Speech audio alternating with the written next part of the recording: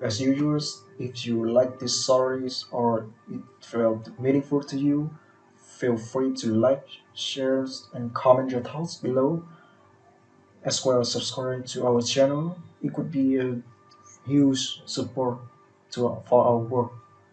Now, let's just enjoy the stories. Lena Carter had 4 minutes to live. Three loan sharks pinned her against the shattered remains of her apartment door, and the one holding the lighter was smiling.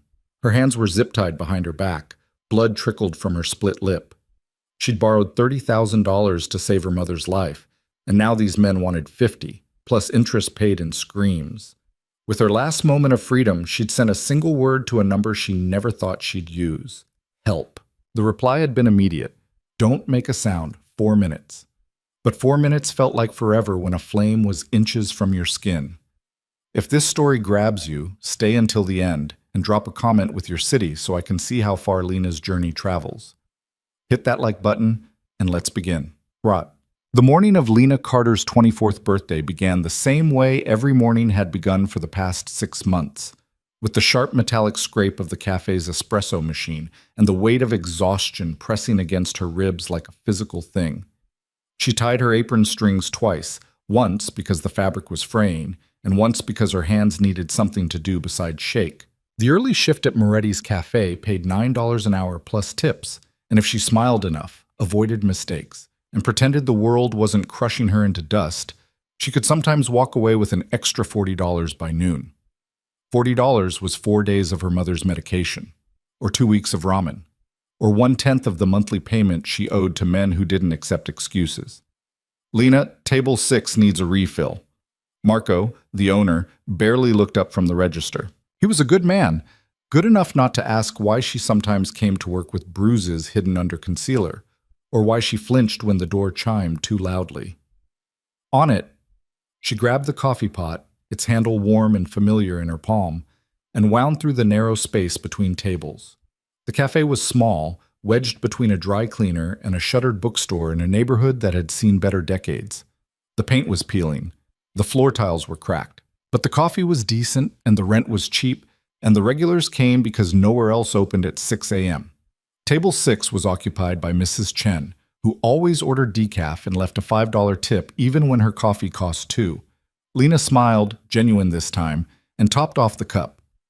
"You look tired, sweetheart," Mrs. Chen said, her voice soft with concern. "Just a long week."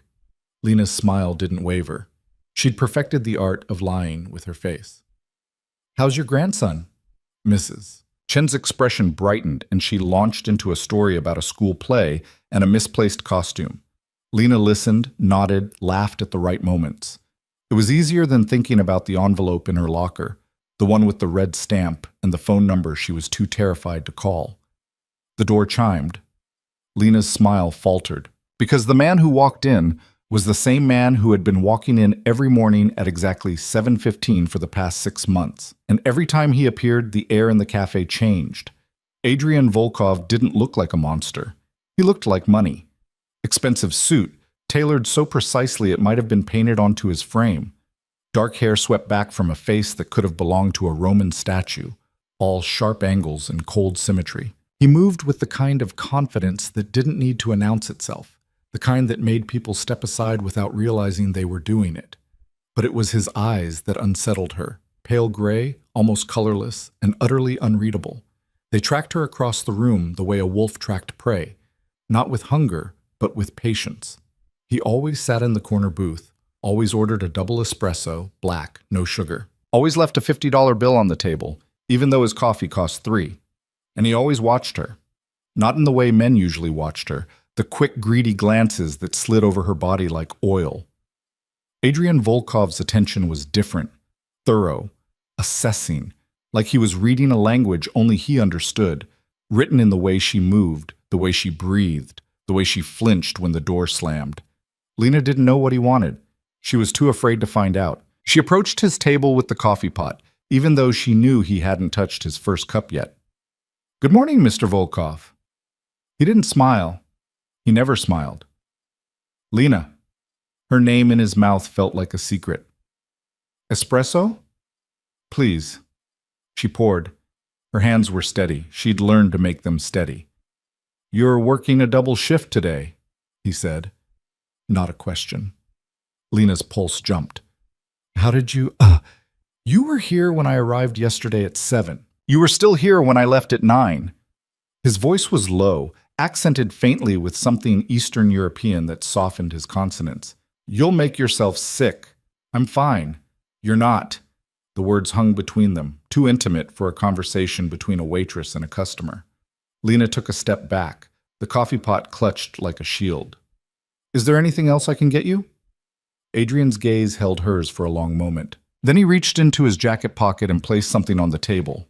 A business card. Black, matte finish, with a single phone number embossed in silver. "If you ever need help," he said quietly, "call." Lena stared at the card. Her throat felt tight. You don't have to explain, just take it." She didn't want to. Every instinct screamed that accepting anything from this man was a mistake, that people like Adrian Volkov didn't offer help without expecting something in return. But the envelope in her locker had a deadline, and the men who'd sent it didn't make idle threats. Her fingers closed around the card. "Thank you," she whispered. Adrian nodded once, then returned his attention to his coffee. The conversation was over. Lena walked back to the counter on legs that felt like water. She shoved the card into her apron pocket and tried to forget it was there. She lasted 3 hours. The loan sharks came at 10:30, right in the middle of the morning rush. There were 2 of them. One was tall and skinny, with a neck like a stork and eyes that didn't blink often enough. The other was shorter, built like a fire hydrant, with knuckles that looked like they'd broken more faces than Lena had served coffees. They didn't bother with subtlety. The tall one grabbed her wrist as she passed their table, his grip tight enough to bruise. "Lena Carter?" Her stomach dropped. "Let go of me. You owe us money. I'm making payments." "Payments?" The short one laughed, a sound like gravel in a blender. "You're 3 weeks late, sweetheart. That changes the terms." The cafe had gone quiet.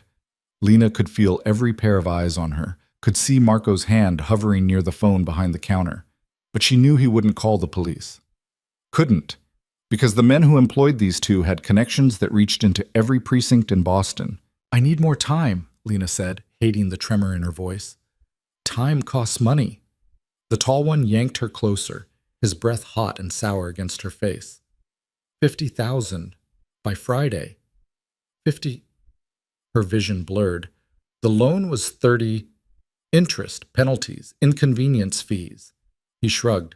Should have read the contract. "I can't." "Then we'll take it out of your hide." The short one reached for her, and Lena did the only thing she could think of. She swung the coffee pot, still clutched in her free hand. It connected with his temple with a wet crack. He staggered, swore, grabbed her hair, and then a voice cut through the chaos like a blade through silk. "Let her go." Everything stopped. Adrian Volkov stood 3 feet away, hands in his pockets, expression utterly calm. He looked like a man who'd just commented on the weather. But the temperature in the room had dropped 10 degrees. The tall one's grip on Lena's wrist loosened. "This doesn't concern you." "It does now. You don't know who you're fucking with." Adrian smiled. It was the most terrifying thing Lena had ever seen. "I know exactly who sent you. Tell Sergey that if he wants to discuss Lena Carter's debt, he can call me directly." The name, Sergey, hit the 2 men like a punch. The tall one's face went pale. "You're Adrian Volkov." He said it like he was introducing himself at a dinner party. "And you're leaving." They left. Lena stood frozen, her heart slamming against her ribs as the door swung shut behind them. The cafe remained silent. Then, slowly, conversations resumed. Marco turned back to the register. Mrs. Chen sipped her coffee, as if nothing had happened. Adrian stepped closer. His hand, warm, steady, closed gently around her wrist where the bruises were already forming. "Are you hurt?" Lena shook her head. She didn't trust her voice. "They'll come back," Adrian said quietly. "Not here. Somewhere private. Somewhere they can take their time." "I know." "Do you have somewhere safe to go?" She almost laughed. Safe? She lived in a 4th-floor walk-up with a broken lock and neighbors who'd learned to ignore screams.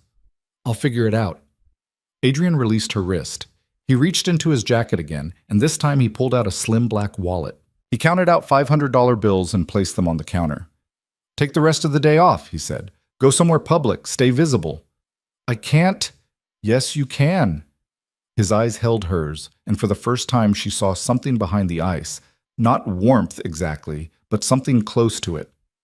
"And when they come, not if, when, you call the number I gave you."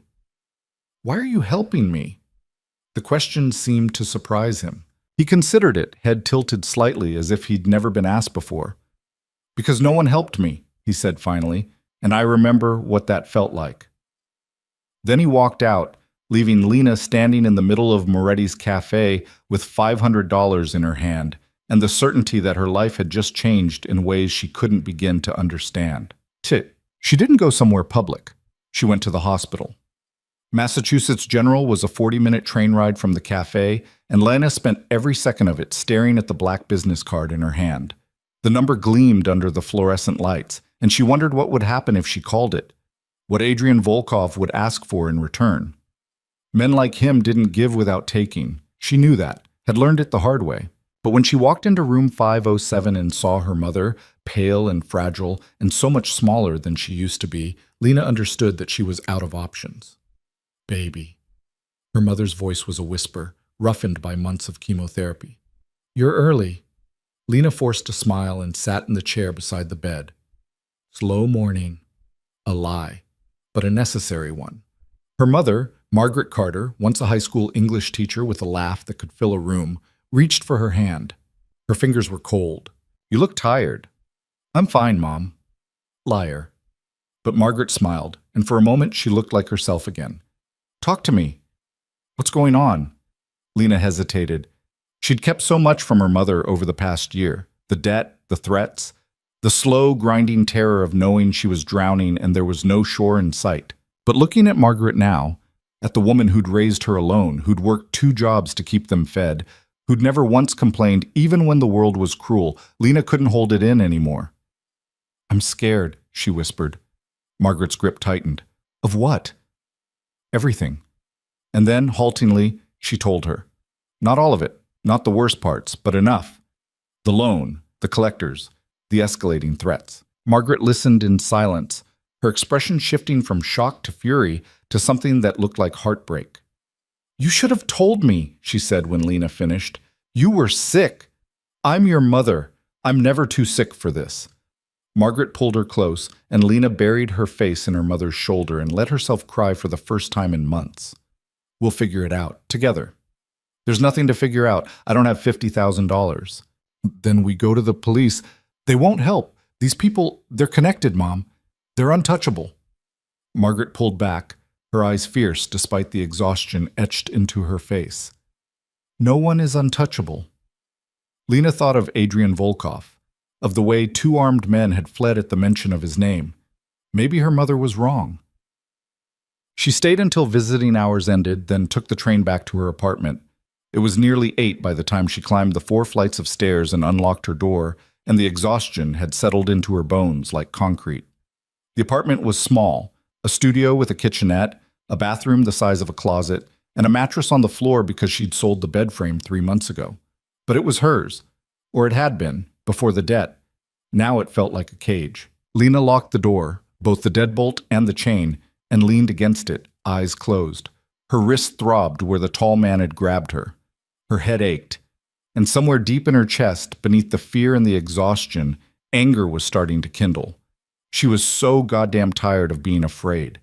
The anger carried her through a shower, through a meal of instant noodles eaten standing at the counter, through the motions of getting ready for bed. And when she finally lay down on the mattress, staring at the water-stained ceiling, she pulled out the black business card one more time.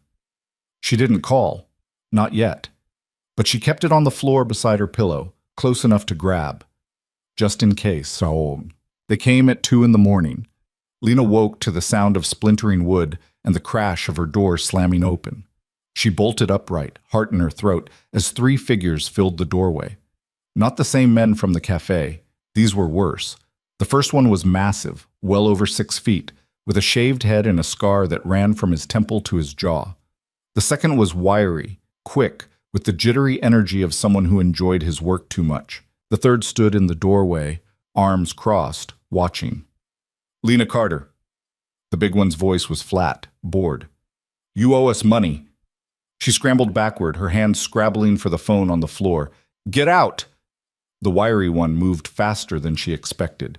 He crossed the room in 3 steps and ripped the phone from her hand, hurling it against the wall. It shattered. No cops, he said, grinning. No witnesses, just you and us. Lena's mind raced. The fire escape. If she could get to the window. The big one grabbed her ankle and dragged her off the mattress. She hit the floor hard, the impact knocking the air from her lungs. Before she could scream, a hand clamped over her mouth. 50,000, the big one said, hauling her upright. You got it? She shook her head frantically. Didn't think so. He nodded to the wiry one, who produced a lighter from his pocket. Guess we'll have to get creative. Lena's vision tunneled. This was it. This was how she died. And then her gaze landed on the black business card, half hidden under the edge of the mattress. The big one followed her eyes, frowned. What's that? He bent to pick it up, and in that split second of distraction, Lena wrenched free. She lunged for the card, her fingers closing around it just as the wiry one grabbed her hair and slammed her into the wall. Pain exploded through her skull. She tasted blood. But she had the card. Her phone was broken, but her laptop, old, half dead, but functional, sat on the floor by the kitchenette. She twisted, kicked, fought with everything she had, and somehow broke free long enough to grab it. The wiry one caught her again, zip-tying her wrists behind her back this time. But her fingers were already flying across the keyboard, typing one-handed, clumsy, and desperate. She found the number, opened her email, typed a single word. Help. And hit send.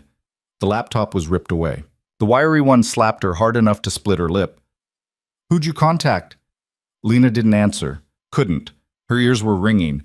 The big one checked the laptop, then laughed. She emailed some random number, probably a wrong address. He tossed the laptop aside. Doesn't matter. No one's coming. But then Lena's inbox chimed. A new message from the number she'd contacted. The big one opened it, and his expression changed. Don't make a sound. 4 minutes. For a moment, no one moved. Then the one in the doorway spoke for the first time. Who the fuck did you contact? Lena smiled through the blood. Someone you don't want to meet. The wiry one backhanded her again, and this time she went down hard. Her vision swam. She heard them arguing, heard the panic creeping into their voices, but it felt distant, unreal. 4 minutes. She just had to survive 4 minutes. The big one hauled her into the bathroom and shoved her into the tub. We'll finish this quick, he said, before whoever she called shows up. The lighter flicked open. Lena closed her eyes and started counting. 1, 2, 3. The seconds stretched like taffy. The flame danced closer. 30, 40, 50. Footsteps in the hallway outside. Shouts. 60, 70. The apartment door, already broken, exploded inward for the second time that night. And Adrian Volkov walked in like the wrath of a silent god. He wasn't alone. 4 men flanked him, all armed, all moving with the kind of precision that spoke of military training. They swept through the apartment in seconds, disarming Lena's attackers before any of them could react. The wiry one tried to run. He made it 3 steps before one of Adrian's men put him on the floor with a knee to his spine. The big one reached for a weapon. Adrian caught his wrist, twisted, and the sound of breaking bone echoed through the small space. The man screamed. Adrian didn't flinch. He stepped into the bathroom, and his eyes found Lena in the tub, wrists bound, blood on her face, shaking so hard her teeth chattered. Something flickered across his expression, something dark and dangerous. He crouched beside her, his hands gentle as he cut the zip ties with a knife that appeared from nowhere. Are you hurt? Lena tried to speak, failed, tried again. They wanted... I know. His voice was soft, lethal. It's over now. He helped her stand, his arm around her waist when her legs threatened to give out. And then he walked her past the 3 men now kneeling in her living room, past his own people standing guard, and out into the hallway. Wait, Lena managed. What's going to happen to them? Adrian glanced back. His expression was unreadable. That depends. On what? on whether they're smart enough to take my advice. He led her down the stairs, and Lena didn't look back. Didn't want to know what advice Adrian Volkov gave to men who broke into women's apartments at 2 in the morning. Didn't want to know what happened to people who ignored it. Outside, a black car waited at the curb. Adrian opened the door for her, and Lena hesitated. Where are we going? Somewhere safe. I don't even know you. No, Adrian agreed, but I know you. And I know that if you stay here, you'll be dead by morning. It wasn't a threat, just a statement of fact, delivered in the same calm tone he used to order coffee. Lena looked up at her apartment building, at the broken window, the shattered door, the life she'd been clinging to with bloody fingernails. Then she got in the car. Adrian slid in beside her, and the driver pulled away from the curb without a word. The city lights blurred past the tinted windows, and Lena realized she was still shaking. Your mother, Adrian said quietly. She's at Mass General, room 507. Lena's head snapped toward him. How do you... I'll have someone watching her. She'll be safe. Why are you doing this? He was silent for a long moment, his gaze fixed on something beyond the window. When he spoke, his voice was softer than she'd ever heard it. Because I can. It wasn't an answer, not really. But as the car carried her away from everything she knew, toward a future she couldn't predict, Lena realized it was the only answer that mattered. The car smelled like leather and something expensive Lena couldn't identify. Cedar maybe, or sandalwood. She pressed herself against the door as far from Adrian as the confined space allowed, and tried to stop her hands from shaking. They'd been driving for 20 minutes, winding through streets she didn't recognize, moving steadily away from the cramped chaos of her neighborhood towards something else entirely. The buildings outside grew taller, cleaner, their windows glowing with warm light that spoke of lives she'd only ever glimpsed from a distance. Adrian hadn't spoken since they left. He sat perfectly still, one hand resting on his knee, his expression carved from stone. But Lena could feel the tension radiating from him like heat from asphalt in summer. Where are we going? She asked again. Her voice sounded small in the quiet. My home. That's not an answer. It's the only one I have right now. He glanced at her, and something in his eyes softened fractionally. I need to make some calls. Ensure certain arrangements are made. Then we'll talk. Arrangements, Lena repeated. The word tasted like rust. What kind of arrangements? The kind that keep you breathing. The car turned onto a tree-lined street where the houses sat back from the road behind iron gates and manicured lawns. Lena's stomach twisted. This wasn't just wealth. This was the kind of money that built empires and crushed anyone who got in the way. The driver pulled up to a gate that opened automatically, revealing a circular driveway and a house that looked like it had been transplanted from a European postcard. 3 stories of pale stone and tall windows, with ivy climbing the eastern wall and lights glowing warm against the darkness. Lena's entire apartment could have fit in the entryway. The car stopped. Adrian opened his door and extended a hand to help her out. She ignored it and climbed out on her own, her legs unsteady beneath her. This way. Adrian's voice was gentle, but it wasn't a request. She followed him up the steps and through a front door that opened before they reached it.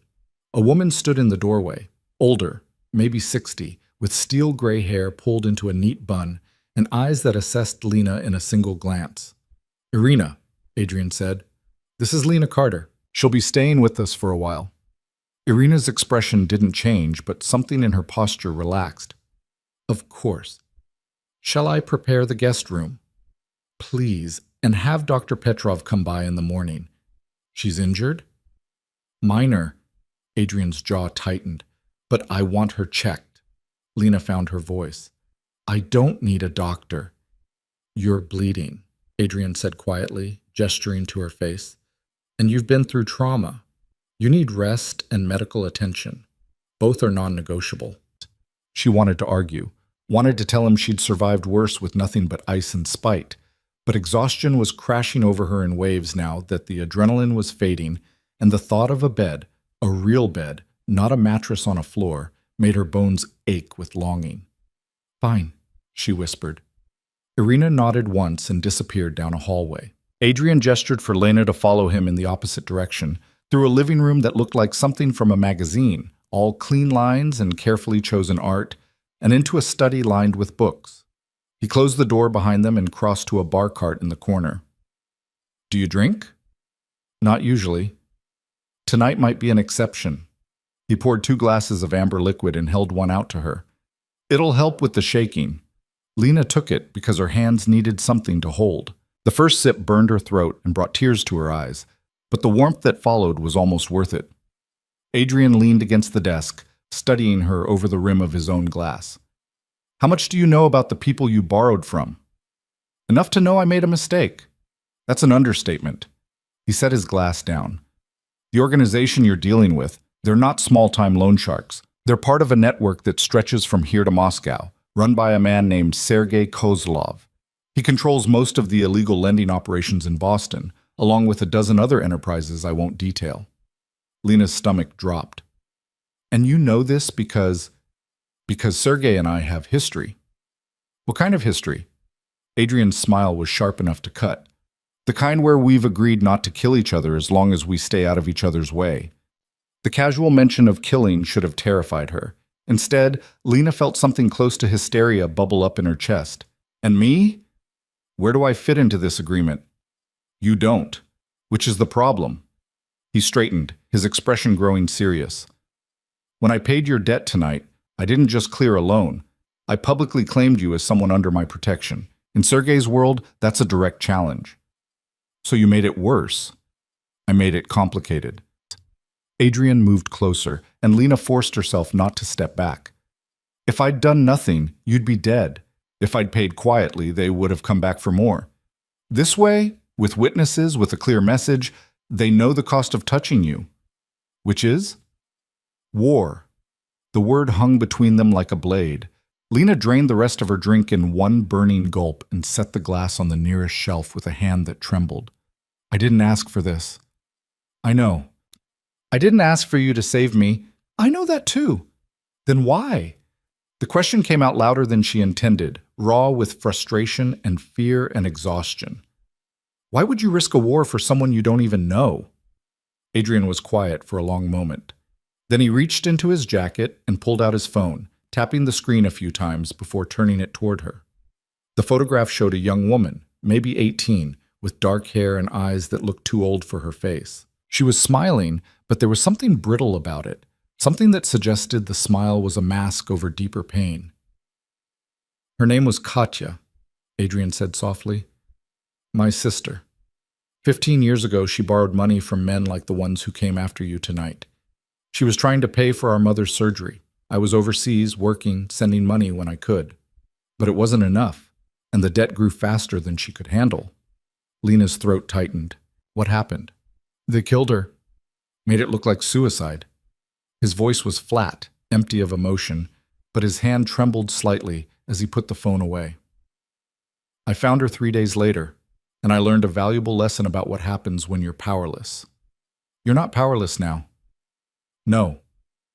His eyes met hers, and for the first time she saw the full weight of what lived behind them. And I swore I'd never watch someone else drown when I had the means to pull them out. Lena didn't know what to say to that. Didn't know how to process the fact that this man, this dangerous, controlled man, had just handed her a piece of his past like it was something fragile. I'm sorry, she whispered finally. Don't be. Just stay alive. He moved to the door and opened it. Irina will show you to your room. We'll talk more in the morning. Lena nodded and walked past him, but paused in the doorway. Adrian? Yes? Thank you. The words felt inadequate, but they were all she had.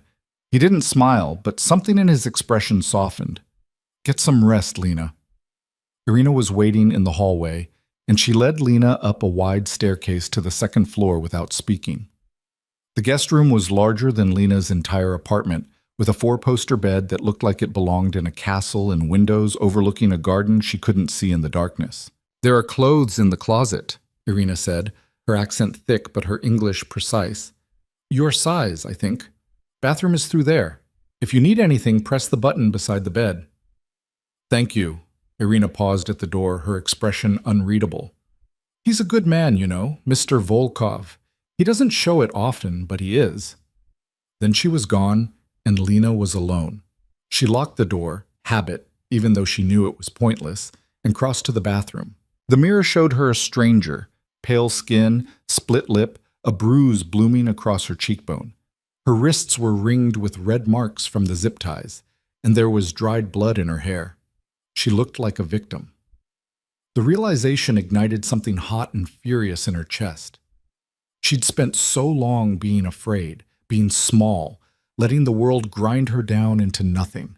And look where it had gotten her. Lena stripped off her ruined clothes and stepped into the shower, letting water hot enough to hurt wash away the blood and the fear and the feeling of hands grabbing her in the dark. And when she finally stepped out, skin pink and raw, she made herself a promise. She was done being a victim. Whatever happened next, war, danger, the weight of Adrian Volkov's protection, she would face it standing up. She found pajamas in the closet, silk and impossibly soft, and climbed into the bed. The mattress was like sleeping on a cloud, and despite everything, despite the violence and the terror and the complete upheaval of her life, Lena fell asleep almost instantly. For the first time in months, she didn't dream. She woke to sunlight streaming through the windows and the smell of coffee drifting up from somewhere below. For a disoriented moment, she didn't remember where she was. Then the events of the previous night crashed back in, and she sat up too fast, her head spinning. There was a knock on the door. "Come in," Lena called, her voice rough with sleep. Irina entered carrying a tray laden with breakfast, fresh fruit, toast, eggs cooked perfectly, and a pot of coffee that smelled like heaven. "Good morning. Dr. Petrov will be here in an hour. Mr. Volkov asks that you eat first." "Where's he?" "Handling business." Irina set the tray on the bedside table. "He said to tell you he'll see you this afternoon." Alina wanted to ask what kind of business, but something in Irina's expression suggested she wouldn't get an answer. "Thank you." Irina nodded and left, and Lena forced herself to eat even though anxiety had stolen her appetite. The food was incredible, better than anything she'd tasted in years, but every bite felt like swallowing stones. Dr. Petrov arrived exactly an hour later. He was older, professorial, with wire-rimmed glasses and hands that were surprisingly gentle as he examined her injuries. He cleaned the cut on her lip, applied ointment to the bruises, and checked her pupils with a small light. "No concussion," he said finally. "The injuries are superficial. You'll heal quickly." He paused. "You're very lucky." Lucky. Lena almost laughed. But she thanked him instead, and he left her with a bottle of pain medication and instructions to rest. Rest, as if that was possible. She spent the rest of the morning exploring the house, if only to keep from going insane. It was enormous, far too large for one person, with rooms that looked like they'd never been used and artwork that probably cost more than she'd make in a lifetime. But there were also small details that spoke of an actual life. A well-worn book on the side table in the library, a jacket draped over a chair in the study, a photo on the mantle of a young Adrian with an older woman who had his eyes. Lena was staring at the photo when she heard footsteps behind her. "That's my mother," Adrian said. "Taken a year before she died." Lena turned. He stood in the doorway, dressed more casually than she'd ever seen him. Dark jeans, a gray sweater that made his eyes look almost silver. He looked tired. "She was beautiful," Lena said. "She was fierce." Adrian crossed to the mantel and picked up the photo, his thumb brushing over the glass. "She worked 3 jobs to keep us fed after my father left. Killed herself doing it." He set the photo down carefully. "I was 16 when the cancer took her. Katya was 14. I'm sorry. It was a long time ago." But the way he said it suggested time hadn't healed that particular wound. Lena took a breath. "What happens now?" "Now we wait." "For what?" "For Sergei to make his next move." Adrian gestured for her to follow him into the study. "I've had people watching his operation since last night. So far, nothing unusual, but he won't let this go. The question is how he'll respond. And while we wait, I just... What? Hide here? You rest. You heal. And you let me handle this." Lena shook her head. "I can't just sit here while you fight my battles." "This stopped being just your battle the moment I stepped in." Adrian's voice was firm, but not unkind. "Sergei's been looking for an excuse to test me for years. You're just the catalyst." "Great. So I'm a catalyst for a mob war." If it helps, it was probably inevitable. He almost smiled. At least this way it's over something that matters. What do you mean? I mean, most wars in our world start over territory or money or pride. This one starts because someone needed help, and I chose to give it. He met her eyes. I can live with that. Before Lena could respond, Adrian's phone buzzed. He glanced at the screen and his expression hardened. What is it? Lena asked. Your mother. She's asking for you. Panic spiked through her. Is she okay? She's fine. But she knows you didn't come home last night, and the hospital called me because you listed this address on her medical forms. He paused. I had them updated for safety. You did what? I told you I'd protect her. That means making sure anyone looking for leverage against you can't find her through hospital records. He pocketed the phone. Get dressed. We're going to see her. Lena wanted to argue about him making decisions without consulting her, but the need to see her mother, to know she was safe, overrode everything else. She hurried upstairs and changed into clothes from the closet, dark jeans and a sweater that fit perfectly, and tried not to think about how Adrian had known her size. 20 minutes later, they were in the car, cutting through traffic toward the hospital. Adrian made 3 phone calls during the drive, all in Russian, his voice clipped and commanding. Lena caught the word Sergei twice and decided she didn't want to know the details. Mass General looked the same as always, bustling, sterile, filled with the particular smell of antiseptic and anxiety that all hospitals shared. But when they stepped off the elevator on the 5th floor, Lena noticed the man in the dark suit standing near the nurse's station. He nodded to Adrian, who nodded back. One of yours? Lena asked quietly. For now. They walked to room 507, and Lena pushed open the door to find her mother sitting up in bed, looking better than she had in weeks. The color was back in her cheeks, and her eyes were bright with something that looked like cautious hope. Lena, Margaret's relief was palpable. I was so worried. I'm fine, Mom. Lena crossed to the bed and took her mother's hand. I'm sorry I didn't call. Margaret's gaze shifted to Adrian, who stood in the doorway. And you are? Adrian Volkov. He inclined his head. A friend of your daughter's. A friend. Margaret's tone suggested she didn't believe that for a second, but she was too polite to say it. Well, Mr. Volkov, thank you for bringing her. Of course. An awkward silence fell. Then Margaret squeezed Lena's hand. The doctor came by this morning. They're moving me to a new treatment plan, something experimental, but with a much higher success rate. Lena's heart jumped. What? How? I don't know. They said an anonymous donor covered the cost. Margaret's eyes glistened. It's a miracle.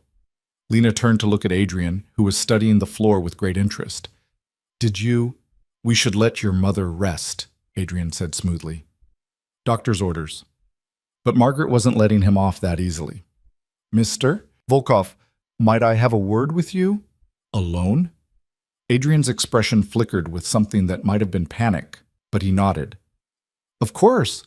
Lena wanted to protest, but her mother's look was one she knew better than to argue with. She kissed Margaret's forehead and stepped into the hallway, leaving the door cracked. She shouldn't have eavesdropped, but she did. I don't know what your intentions are with my daughter, Margaret said, her voice low but fierce.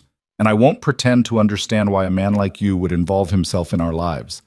But if you hurt her, if you use her for whatever game you're playing, I promise you'll regret it. There was a pause. Then Adrian's voice, softer than Lena had ever heard it. I have no intention of hurting her, Mrs. Carter. And this isn't a game. Then what is it? A chance to do something right. Another silence. Then Margaret spoke again, and this time her voice was gentler. She's been through so much already, more than anyone her age should have to bear. She puts on a brave face, but she's scared, lost. I know. Do you? Because from where I'm sitting, you're offering her protection, but protection always comes with a price. Not this time. I want to believe you. Margaret's voice cracked slightly. But I'm her mother. It's my job to worry. Then worry. But know that I would rather die than let anyone hurt her again. The conviction in his voice sent chills down Lena's spine. She stepped away from the door before she could hear more, her heart pounding. A minute later, Adrian emerged. His expression was carefully neutral, but there was a tightness around his eyes that suggested Margaret had gotten to him. "Ready?" he asked. Lena nodded, and they walked back to the elevator in silence. It wasn't until they were in the car, pulling away from the hospital, that she spoke. "You paid for the treatment." "I don't know what you're talking about." "Adrian, your mother is sick. The treatment has a high success rate. That's all that matters." He looked out the window. "Consider it an investment in her recovery." "Why?" "Because you love her, and because no one should have to choose between saving someone they love and destroying their own life." Lena felt tears prick her eyes, and she blinked them back furiously. "I don't know how to repay you." "I don't want repayment." "Everyone wants something." "Not from you." He turned to face her, and the intensity in his gaze made her breath catch. "I told you, this isn't about debt or obligation. It's about doing the right thing. People like you don't do things without a reason." "People like me?" His lips quirked in something that wasn't quite a smile. "What kind of person do you think I am, Lena?" She considered the question seriously. "Dangerous. Powerful. Someone who's used to getting what he wants. All true. But also someone who loved his sister enough to never forget her, who pays for strangers' medical treatments, who sits in a cafe every morning drinking espresso he probably doesn't even like." Adrian's expression shifted, something vulnerable flickering across it before he could hide it. "I like the coffee." "Liar." This time he did smile, and it transformed his face. "Maybe a little." They drove in companionable silence for a while, and Lena watched the city slide past outside the window. She should have been terrified, should have been planning her escape, but instead she felt oddly safe sitting beside this man who turned her life upside down. "What happens when Sergei makes his move?" she asked finally. "We deal with it." "That's not an answer." "It's the only one I have right now." Adrian's phone buzzed again, and he glanced at it. His expression darkened. "But we might find out sooner than I thought." "What's wrong?" "Sergei wants to meet."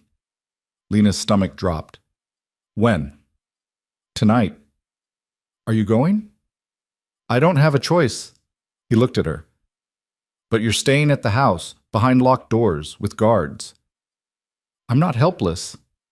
"I know you're not. But I also know Sergei. And I won't give him any opportunity to use you against me." His voice was steel wrapped in velvet. "This is non-negotiable." Lena wanted to argue, but the look in his eyes stopped her. They returned to the house, and Adrian disappeared into his study with his phone pressed to his ear. Lena wandered restlessly through the rooms, too anxious to sit still, until Irina found her in the library.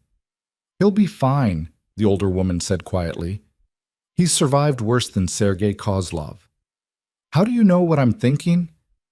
"Because I've seen that look before, on every woman who's ever cared about him." Irina's smile was sad. "He inspires loyalty, that one, even when he doesn't mean to. I barely know him. Knowing and understanding are different things. You understand him. That's rarer than you think."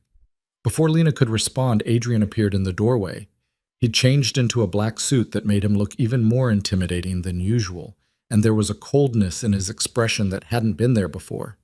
This was the man who'd made two armed thugs flee at the mention of his name. "I'm leaving," he said. "Dmitri and Alexei will be outside. Don't answer the door for anyone." "Adrian, I'll be back before midnight." He hesitated, then crossed to her and did something completely unexpected. He took her hand and squeezed it gently. "Don't worry. This is just a conversation." Conversations don't usually require armed guards. Mine do. He released her hand and stepped back. "Stay safe, Lena." Then he was gone, and Lena was left standing in the library with her heart in her throat and the certainty that nothing about tonight was going to be simple. The hours crawled past.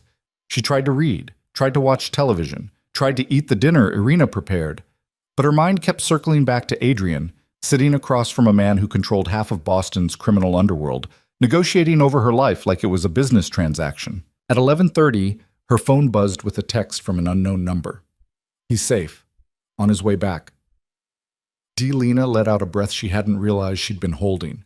20 minutes later, she heard the front door open and footsteps in the hallway. She met Adrian in the foyer. He looked tired but unharmed, and some of the tension drained from her shoulders. "Well?" she asked. "We have a truce, temporary but binding." He loosened his tie. "Sergei has agreed to forgive your debt and leave you alone." Relief flooded through her. That's that's incredible. In exchange for a favor, the relief curdled. "What kind of favor?" "One I'll handle. It doesn't concern you. Adrian, if you made a deal because of me, I made a deal to keep you alive, and I do it again." He met her eyes. "This changes nothing between us, Lena. You're still under my protection. You're still safe. But you're not. I'm always in danger. It's the life I chose." He moved past her toward the stairs, then paused. "Get some rest. We'll talk more in the morning." But Lena couldn't rest. Not with the weight of his sacrifice sitting heavy on her chest. Not with the knowledge that he'd traded something, maybe something terrible, to save her. She climbed the stairs to her room and stood at the window, looking out over the dark garden. And for the first time since this nightmare began, she let herself cry. Not from fear, not from pain, but from the devastating realization that Adrian Volkov had just become the most important person in her life, and she had no idea how to protect him in return. The tears dried eventually, leaving salt tracks on Lena's cheeks and a hollow ache in her chest that wouldn't fade. She wiped her face with the back of her hand and turned away from the window, exhaustion finally pulling her toward the bed. But sleep felt impossible, her mind racing with images of Adrian sitting across from Sergei Kozlov, negotiating away pieces of himself to keep her safe. She didn't understand it, couldn't wrap her head around why someone with his power, his resources, his carefully constructed world would risk any of it for a waitress drowning in debt. His explanation about his sister made sense on the surface, but Lena suspected there was something deeper, something he wasn't saying. The house creaked and settled around her, unfamiliar sounds that kept her nerves on edge. She counted the minutes on the clock beside the bed, midnight, 12:30, 1, until finally her body surrendered and she fell into restless sleep. She woke to sunlight and the smell of coffee again, but this time she felt different, steadier. The tears had cleared something inside her, washed away some of the fear and left behind something harder, something that felt almost like resolve. Lena showered and dressed in jeans and a simple black sweater, then made her way downstairs. The house was quiet, but she could hear voices coming from the study. Adrian's low rumble and another man's sharper tones speaking rapid Russian. She hesitated in the hallway, uncertain whether to interrupt, when Irina appeared from the kitchen. "Breakfast is ready," the older woman said. "Mr. Volkov asked that you eat. He'll join you when he's finished." "Who's he talking to?" "Dmitri, his head of security." Irina's expression was carefully neutral. "They're discussing the arrangements." "What arrangements?" "You'll have to ask him." Lena followed Irina into a dining room she hadn't seen before, smaller and warmer than the formal space she'd glimpsed the previous day. A table was set for two, laden with fresh bread, fruit, eggs, and pastries that looked homemade. "Did you make all this?" Lena asked. Irina smiled. "Cooking helps me think, and there's been much to think about lately. Because of me. Because of many things. You're just the most recent." Irina poured coffee into a delicate china cup, but also perhaps the most important. Before Lena could ask what that meant, the study door opened and Adrian emerged with a man who looked like he could break concrete with his bare hands. Dmitri was massive, with a shaved head and eyes that assessed Lena with the same clinical precision a surgeon might use examining a patient. "This is her?" Dmitri asked in accented English. "Yes." Adrian's tone carried a warning. "Lena, this is Dmitri Sokolov. He handles security." Lena met Dmitri's gaze directly. "Nice to meet you." Something that might have been approval flickered across Dmitri's face. "Likewise." He turned to Adrian. "I'll have the team in place by tonight. 3 shifts, overlapping coverage. No one gets close without our knowledge." "Good. And the other matter?" "Being handled." Dmitri's expression darkened. "But we need to talk about the timeline. Sergei won't wait forever." "I know. Give me 48 hours." Dmitri nodded and left through the front door.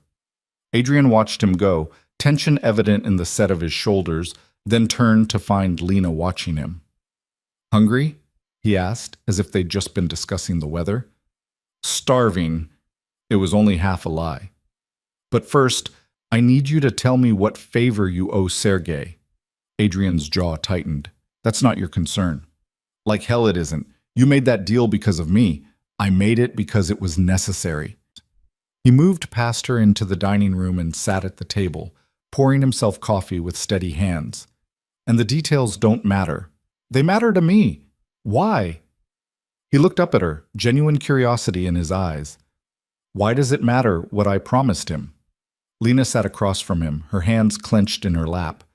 Because I'm not used to people sacrificing things for me. Because every time someone has given me something, they've expected payment. Because... She stopped, the words catching in her throat. Because you don't trust it, Adrian finished softly. You don't trust that someone would help you without wanting something in return. Can you blame me? No.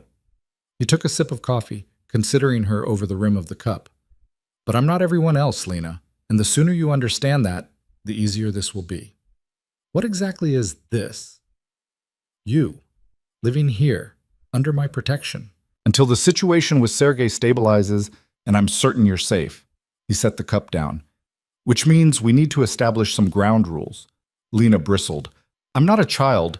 I know. But you are someone who's now living in a world you don't understand, surrounded by dangers you can't see. So you'll forgive me if I insist on a few parameters. His voice was firm, but not unkind.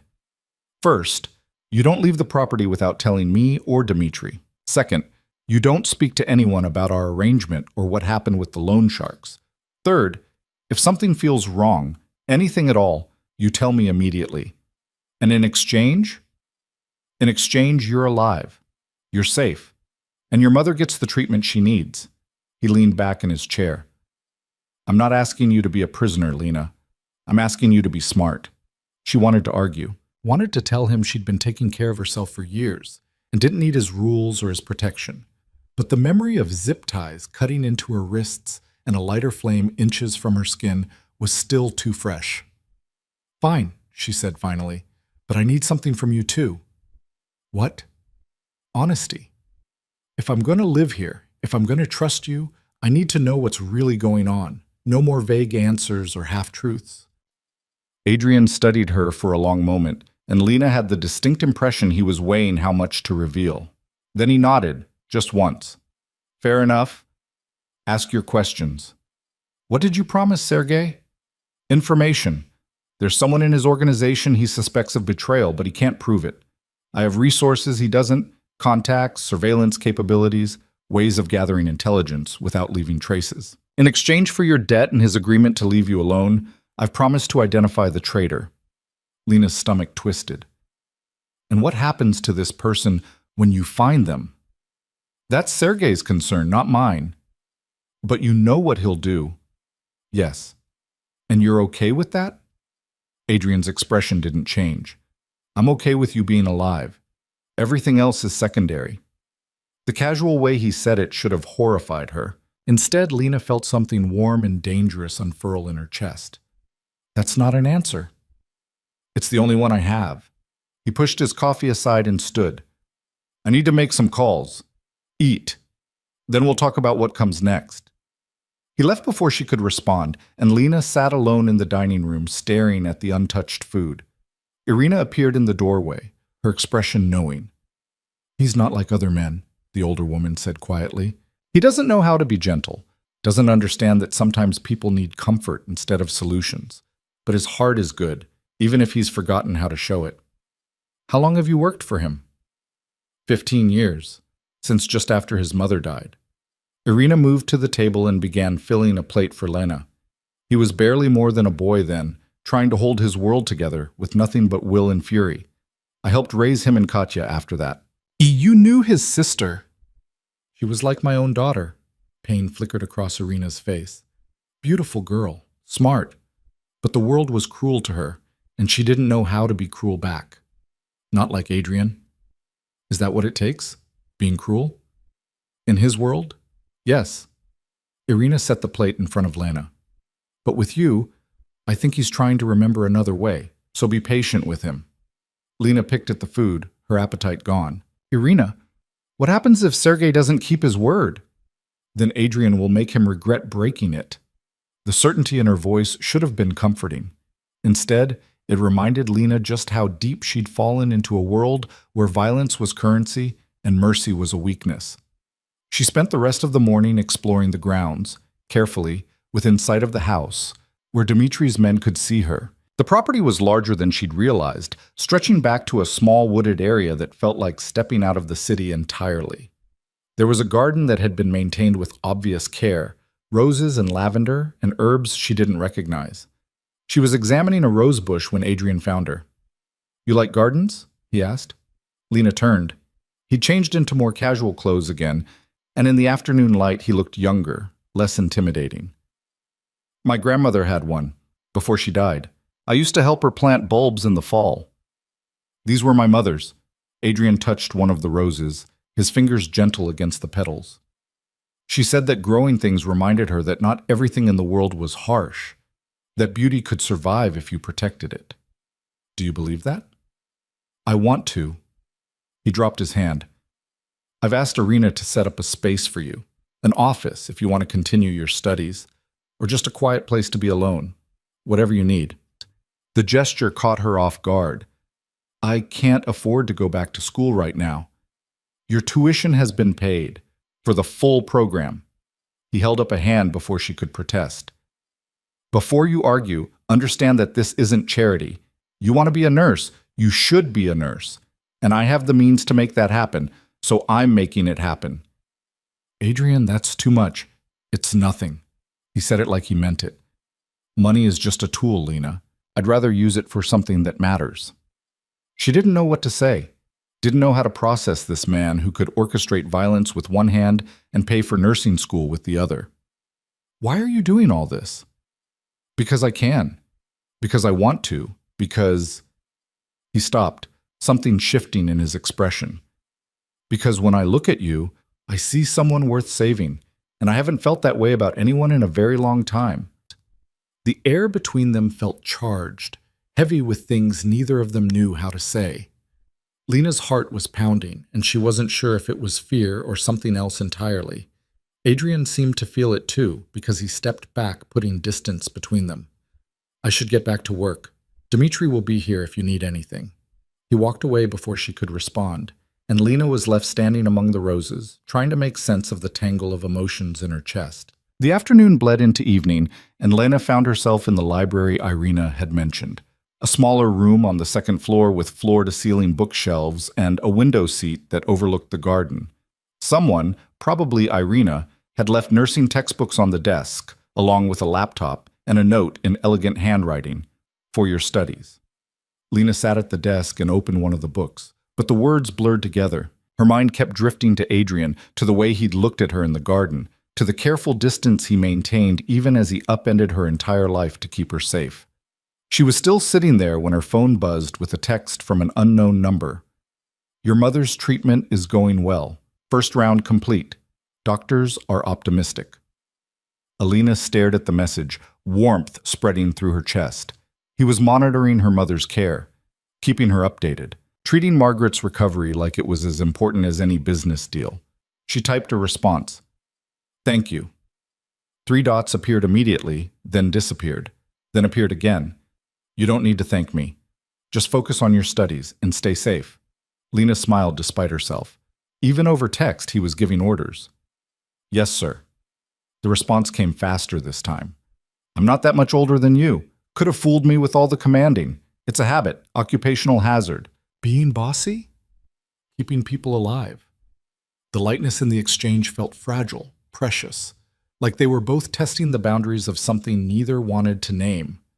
"Well, I'm alive. Mission accomplished. For now. Don't get cocky." Lena was trying to formulate a response when her door opened without warning.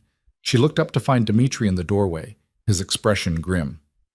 "We have a problem," he said. Her stomach dropped. "What kind of problem?" "The kind where you need to come with me. Now." Lena followed him down the stairs and into Adrian's study, where Adrian stood behind his desk with his phone pressed to his ear. His expression was carved from stone, but his eyes were blazing. "I understand," he said into the phone, his voice deadly calm. "Tell him I'll be there in 30 minutes. And tell him if he's touched her, There won't be negotiations. He ended the call and looked at Lena. Sergei has your mother. The world tilted. What? Someone took her from the hospital 20 minutes ago. Sergei's people. He's using her as leverage to renegotiate our agreement. Adrian's hands were clenched into fists. He wants to meet, tonight. And he wants you there. Then I'm going, absolutely not. Adrian moved around the desk. That's exactly what he wants. You walk into that meeting and I lose all my leverage. I don't care about leverage. That's my mother. I know. His voice softened fractionally, which is why I'm going to get her back. But I need you to trust me, Lena. I need you to stay here where you're protected while I handle this. Lena shook her head, panic clawing at her throat. He could kill her. He won't. Not until he has what he wants. Adrian cupped her face in his hands, forcing her to meet his eyes. Listen to me. Sergei is testing me, seeing if I'll break our agreement to save your mother. If I show up with you, he wins. But if I go alone, if I make it clear that you're still under my protection and he's crossed a line, then I have a chance of getting her back unharmed. And if you're wrong, I'm not wrong. The certainty in his voice was absolute. I've known Sergei for 15 years. I know how he thinks. And I know that right now, your mother is more valuable to him alive than dead. Lena wanted to believe him, needed to believe him, but the terror was overwhelming, drowning out logic. Please, she whispered, don't let anything happen to her. I won't. Adrian pressed his forehead to hers, the gesture unexpectedly intimate. I swear to you, Lena, I will bring her home. Then he was pulling away, already moving toward the door. Dmitri fell into step beside him, and Lena heard them conferring in low voices as they walked to the car. She stood frozen in the study, her heart hammering, until Irina appeared and guided her to the living room. Sit, the older woman commanded gently. I'll make tea. I don't want tea. I want my mother safe. Then we wait, and we trust that Adrian knows what he's doing. Irina sat beside her and took her hand. He's survived worse than Sergei Kozlov, child. He'll survive this too. But it wasn't Adrian's survival Lena was worried about. The minutes crawled past like hours. Lena paced the living room, unable to sit still, her mind conjuring increasingly terrible scenarios. What if Sergei didn't care about negotiations? What if he hurt Margaret just to prove a point? What if Adrian walked into a trap? At 11 o'clock, Dmitri called. Irina answered and listened in silence, then hung up. Adrian has her, she said. They're on their way back.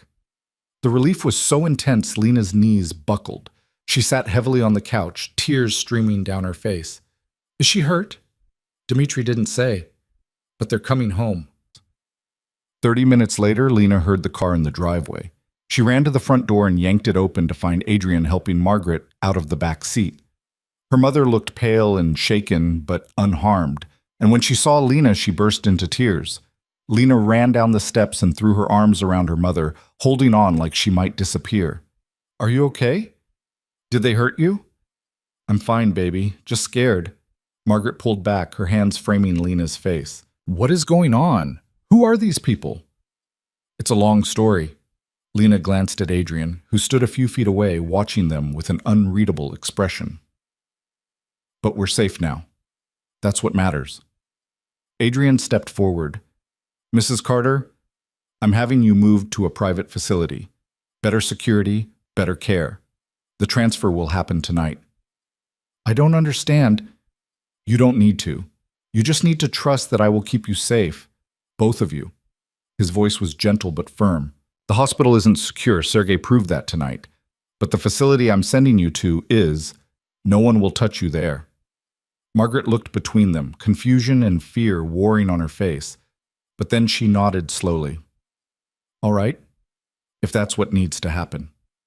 It is. Adrian gestured to one of his men. Victor will take you there now. Dr. Petrov will meet you and continue your treatment. Can Lena come with me? Tomorrow. Tonight she stays here. Adrian's tone left no room for argument. Margaret looked like she wanted to protest, but Lena squeezed her hand. It's okay, Mom. I'll come see you first thing in the morning, I promise. Okay. Margaret hugged her again, fierce and tight. I love you, baby. I love you too. Then Victor was helping Margaret into another car, and Lena watched until the taillights disappeared down the drive. When she turned back, Adrian was already walking toward the house. She followed him into the study and closed the door behind them. "What happened?" she demanded. "What did Sergei want?" Adrian poured himself a drink, his movements controlled but tense. He wanted to renegotiate, said the favor I'd promised wasn't enough, that protecting you and your mother required more. "What did you give him?" "Something I didn't want to give." He drained the glass in one swallow. "But something I couldn't refuse." "Adrian, it's done, Lena. Your mother is safe. You're safe. That's all that matters." "It's not all that matters." She crossed to him, frustration boiling over. "You keep making these sacrifices and refusing to tell me what they cost. You keep acting like I'm just some damsel who needs saving, but I'm not. I know you're not." Adrian set the glass down with a sharp click. "But right now, I need you to understand something. Sergei took your mother to prove a point, to show me that he could touch the people I care about whenever he wanted. And I had to make him understand that there are consequences for that." "What kind of consequences?" "The kind that ensure he never tries it again." Adrian's eyes were cold, empty of anything resembling mercy. "I gave him what he wanted, but I also made it clear that if he ever threatens you or your mother again, our agreement is void. And when that happens, he won't live long enough to regret it." The casual promise of violence should have terrified her. Instead, Lena felt something fierce and protective surge through her chest. "You can't keep doing this," she said quietly. "You can't keep trading pieces of yourself to keep me safe." "Why not?" "Because eventually there won't be anything left." Adrian was silent for a long moment.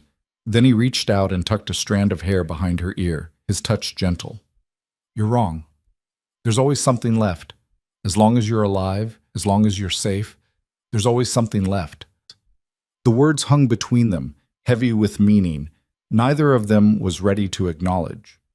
Lena's breath caught, and she found herself leaning into his touch without meaning to. Adrian's hand stilled against her cheek. His eyes searched hers, and for the first time since they'd met, she saw uncertainty there, vulnerability. "Lena," he said softly, "if you keep looking at me like that, I'm going to do something we'll both regret." "What if I don't regret it?" The question surprised them both. Adrian's expression shifted, something dark and hungry flickering across it before he could hide it. "You don't know what you're saying." "I know exactly what I'm saying." Lena's heart was pounding, but she didn't look away. "You've saved my life, protected my mother, given me everything and asked for nothing in return. And all I can think about is how much I want to understand you. How much I want—" She didn't finish the sentence, didn't need to. Adrian closed the distance between them in one fluid motion, his hands framing her face as he kissed her. It wasn't gentle. It was weeks of tension and fear and unspoken longing compressed into a single moment, and Lena melted into it, her hands fisting in his shirt as she kissed him back with equal intensity.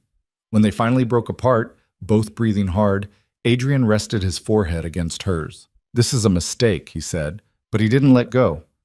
"Probably. I'm not a good man, Lena." "I don't believe that." "You should." But his arms tightened around her. "I've done things that would make you run screaming, built an empire on blood and fear. I'm exactly the kind of man your mother warned you about." "Maybe." Lena pulled back just enough to meet his eyes. "But you're also the man who pays for strangers' medical treatments, who keeps roses alive because they reminded your mother of beauty, who would rather trade away pieces of himself than watch someone else suffer." "That doesn't make me good. It just makes me complicated." "I can live with complicated." Adrian laughed, the sound rough and surprised. "You're going to destroy me." "Is that a bad thing?" "I don't know yet." He kissed her again, softer this time, like he was trying to memorize the moment. Then he stepped back, putting careful distance between them. "You should get some rest. Tomorrow is going to be difficult." "Why?" "Because Sergei is going to escalate. Tonight was just the opening move." Adrian's expression hardened. "And I need to be ready for whatever comes next." Lena wanted to argue, wanted to demand that he tell her everything, but exhaustion was crashing over her in waves, and she knew he was right. "Okay," she said quietly.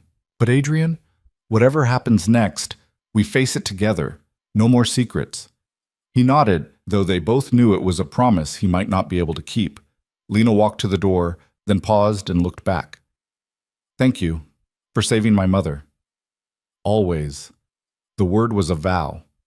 She climbed the stairs to her room and fell into bed fully clothed, her mind spinning. The kiss had changed something between them, shifted the foundation of whatever fragile thing they were building, and she had no idea if that was wonderful or terrifying.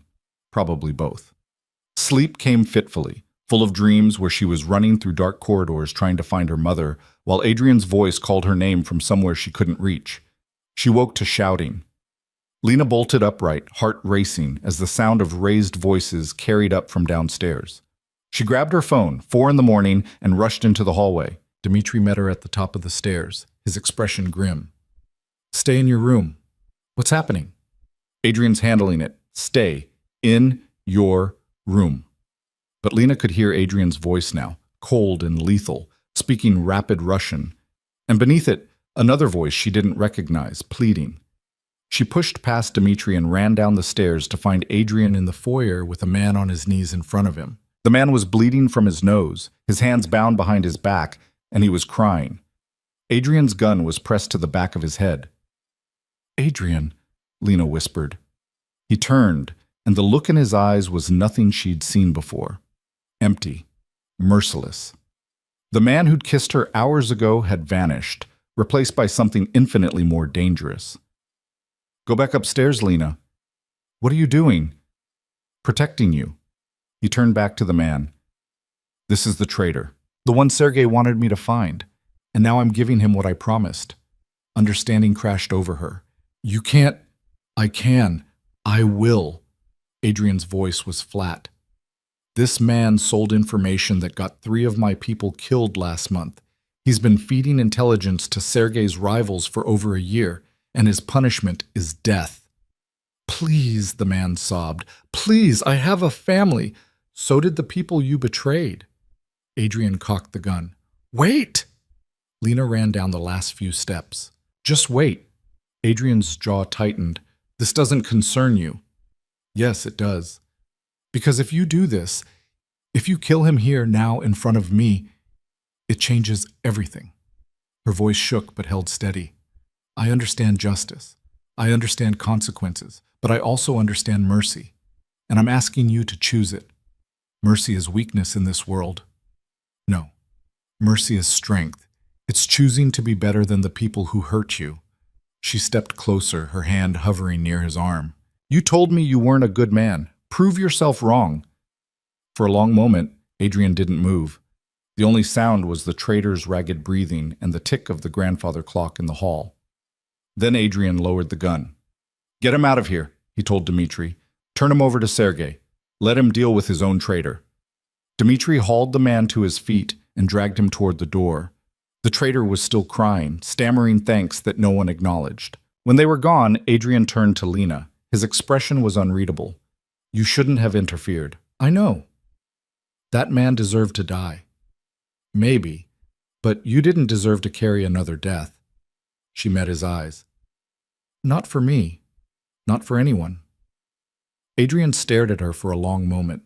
Then, without warning, he pulled her into his arms and held on like she was the only thing keeping him anchored to humanity. You're going to be the death of me, he murmured against her hair. Or maybe your salvation, Lena whispered back. She didn't know which was more likely, but as dawn broke over the city and they stood together in the wreckage of the night, she realized it didn't matter. They were in this together now, for better or worse, and somehow that felt like enough. Neither of them moved for a long time. Adrian's arms remained locked around Lena, his breath warm against her hair, and she could feel the tension slowly draining from his body. When he finally stepped back, his hands lingered on her shoulders, as if he needed the contact to steady himself. You should hate me, he said quietly. I should probably do a lot of things. Lena's voice was rough with exhaustion. But hating you isn't one of them. You saw what I almost did. I saw what you chose not to do. She covered one of his hands with hers. That's what matters. Adrian's expression flickered between disbelief and something that looked dangerously close to hope. But before he could respond, Dmitri returned, his face grim. Sergei's received the package, he said. He wants to meet again. Says we need to discuss terms. Terms? Adrian's voice went flat. We already have an agreement. He claims Mrs. Carter's retrieval last night changed the parameters. He's calling it a breach of protocol. Dimitri's jaw tightened. It's bullshit, but he's using it as leverage. When does he want to meet? Tomorrow night. Neutral ground. His choice of location. Adrian was silent for a moment, his hand still resting under Lena's. Then he nodded. Tell him I'll be there. But this is the last negotiation. After tomorrow, the agreement stands or we end this another way. Dimitri understood the implication. I'll make the arrangements. When they were alone again, Lena turned to Adrian. What does he want? More than I've already given him, but that's not your concern right now. He touched her cheek, the gesture achingly gentle. You need rest, real rest. And I need to prepare for tomorrow. Let me come with you. No. The word was final. Sergei's already proven he'll use you as a weapon. I won't give him another opportunity. Then what am I supposed to do? Just sit here and wait? Yes. Stay safe. Visit your mother once she's settled in the new facility. Try to reclaim some piece of normal life. Adrian's thumb traced her cheekbone. And trust that I know what I'm doing. Lena wanted to argue, but the exhaustion was overwhelming. She nodded, and Adrian walked her back upstairs, his hand never leaving the small of her back. At her door, he paused. About earlier, he said. The kiss? Don't. Lena pressed a finger to his lips. Don't apologize for it. Don't call it a mistake. Just let it be what it was. And what was it? Honest. She dropped her hand. Maybe the most honest thing either of us has done in a long time. Adrian's expression softened, and for a moment she thought he might kiss her again. Instead, he stepped back, creating careful distance. Get some sleep, Lena. I'll see you in the morning. She watched him disappear down the hallway, then closed her door and leaned against it, her heart still racing. The past few hours had been a whirlwind of terror and tenderness, and she had no idea how to process any of it. But when she finally crawled into bed, she fell asleep almost immediately, her dreams mercifully quiet. Morning came too quickly. Lena woke to find a note slipped under her door in Adrian's precise handwriting. Victor will take you to see your mother at 10. Take your time. I'll be working. She showered and dressed, choosing jeans and a soft gray sweater that Irina had left in the closet, then made her way downstairs. The house was quieter than usual, and she found Irina alone in the kitchen, kneading bread dough with methodical precision. Good morning, the older woman said without looking up. Coffee's ready. Breakfast will be done in a few minutes. Thank you. Lena poured herself a cup and sat at the small table in the corner. Where is everyone? Adrian's in meetings. Dimitri and the others are handling security arrangements. Irina shaped the dough into a loaf and set it aside to rise. It's going to be a difficult few days. Because of Sergei. Because of everything. Irina washed her hands and dried them on her apron. Adrian doesn't usually let people in, doesn't usually care what happens to strangers. But you're different. I don't know why. I do. Irina's smile was sad. You remind him that there's still goodness in the world, that not everything has to be transactional, and that terrifies him more than any threat Sergei could make. Before Lena could respond, Victor appeared in the doorway. Ready when you are, Miss Carter. The drive to the private facility took 40 minutes, winding through Boston's suburbs to a converted estate that looked more like a luxury resort than a medical center. Security was discreet but omnipresent. Guards at the gate, cameras on every corner, staff who moved with the efficiency of people who knew exactly what they were protecting. Margaret was in a suite on the 3rd floor, sitting up in bed with color in her cheeks and a brightness in her eyes that Lena hadn't seen in months. The change was so dramatic, it made Lena's throat tight. Baby. Margaret held out her arms, and Lena crossed the room to embrace her. Look at this place. It's like something from a movie. How are you feeling? Better than I have in a year. The new treatment, Lena, they say it's working. The tumors are already shrinking. Margaret's voice broke. I might actually beat this thing. Lena felt tears spill over and didn't bother to wipe them away. That's incredible, Mom. It's a miracle, and it's all because of your Mr. Volkov. Margaret pulled back, studying Lena's face. Who is he really? And don't tell me he's just a friend. Lena sat on the edge of the bed, searching for words that wouldn't terrify her mother. He's someone who had the power to help, and he chose to use it. That's all that matters. Is it? Margaret's gaze was knowing. Because the way he looked at you last night, that wasn't the look of a man doing a favor. That was something else entirely. Mom, I'm not judging. I'm worried. Margaret took Lena's hand. Men like that, powerful men who operate outside normal rules, they're dangerous. Even when they mean well. I know. Do you? Because from where I'm sitting, you're falling for him, and I don't know if that's wonderful or terrifying. Both, Lena admitted. It's definitely both. Margaret was quiet for a moment, her thumb rubbing circles on Lena's hand. Your father was like that, charismatic, intense. Made me feel like I was the only person in the world who mattered. Her voice turned bitter. Right up until he decided I wasn't worth the effort anymore. Adrian's not like that. Maybe not. But promise me you'll be careful. Promise me you won't lose yourself trying to save someone who might not want to be saved. Lena thought about Adrian holding her in the foyer, thought about the way he'd lowered the gun because she'd asked him to. I promise. They spent the next 2 hours talking about everything and nothing. Margaret's treatment plan, Lena's plans to return to school, memories of better times. It felt almost normal, and Lena clung to that feeling like a lifeline. When visiting hours ended, she kissed her mother goodbye and rode back to the house in silence, Victor's presence a solid comfort in the front seat. Adrian was waiting in the study when she arrived.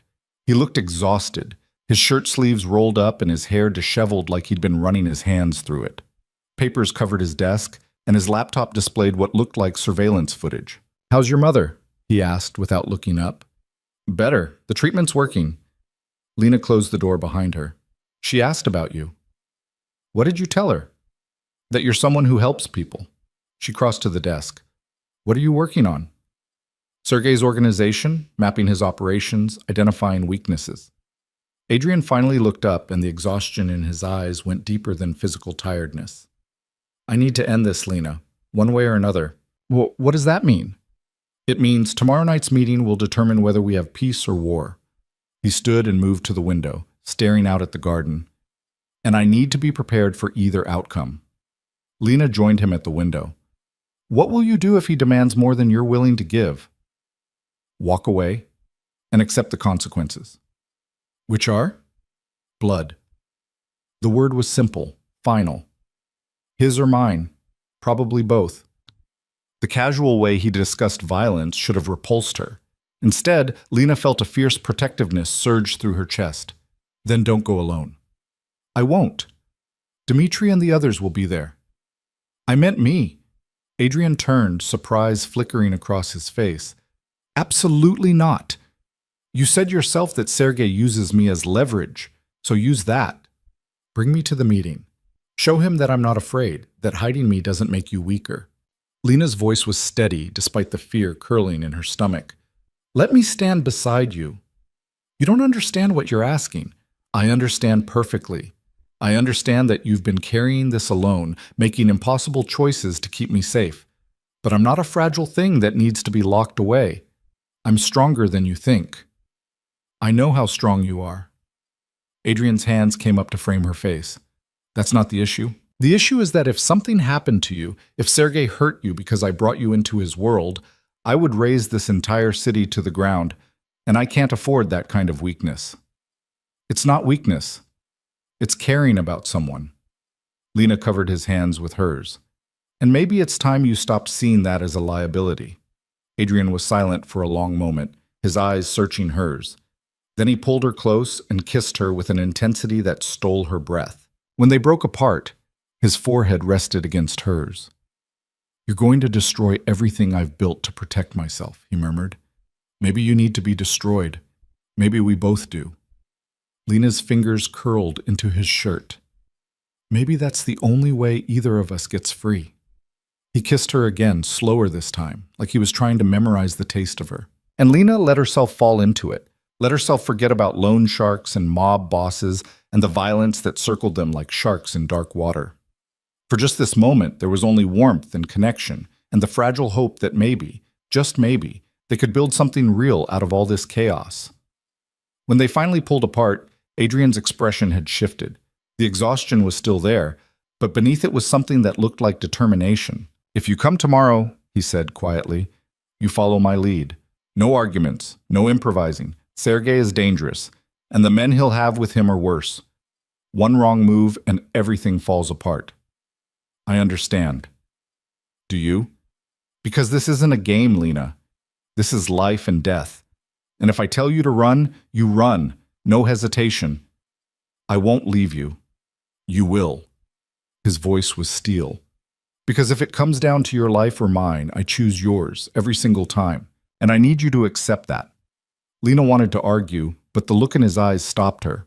This wasn't negotiable. This was the price of standing beside him. "Okay," she whispered. Adrian nodded, then stepped back, creating distance again. "Dmitri will go over security protocols with you in the morning. And tonight," he paused, "tonight we prepare." The rest of the day passed in a blur of activity. Dmitri walked Lena through what to expect at the meeting. The location, a warehouse Sergei owned in a neutral part of the city, the players, Sergei and his top lieutenants, the protocol, which mostly involves staying silent unless directly addressed. "He'll try to provoke you," Dmitri warned. "Say things designed to make you react. Don't give him the satisfaction." "What kind of things?" "The kind that question your worth, Adrian's judgment, your mother's safety. Sergei likes to find pressure points and push until something breaks." Dmitri's expression was grim. "But you're tougher than you look. I've seen how you handle fear. Just channel that tomorrow." Lena tried to absorb everything, tried to prepare herself mentally for whatever was coming. But as evening fell and the meeting loomed closer, anxiety began to claw at her composure. She found Adrian in the library after dinner, staring at the same surveillance footage he'd been reviewing earlier. He looked up when she entered, and something in his expression softened. "Can't sleep?" he asked. "Can't stop thinking." Lena sat beside him on the leather sofa. "What if tomorrow goes wrong?" "Then we adapt." "That's not an answer." "It's the only one I have." Adrian closed the laptop and turned to face her.